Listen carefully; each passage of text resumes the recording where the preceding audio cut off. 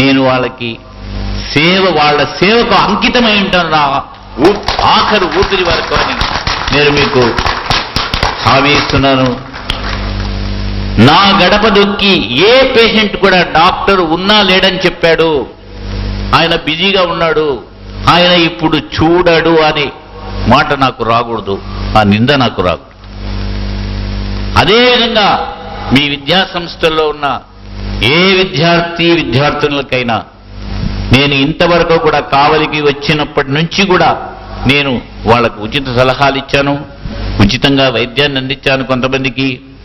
మరి అదే విధంగా నేను ఇక మీదట కూడా నేను కొనసాగుతానని మీ అందరికీ నేను హామీ ఇస్తూ మరొకసారి ఇంత ఘనమైన సన్మానాన్ని నాకు అందజేసినందుకు మీ అందరికీ కూడా ఈ డిఆర్ కళా పరిషత్ వారికి ఇంకా పేరు పేరున నేను మర్చిపోయింటే అందరికీ నా కృతజ్ఞతాభివందనలను తెలుపుకుంటూ విరమించుకుంటున్నాను.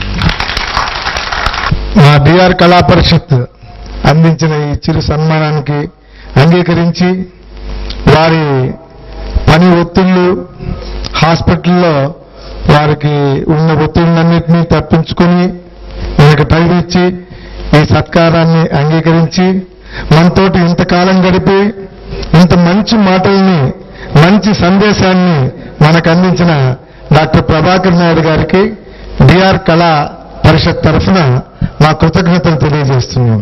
Thank you sir. Thank you.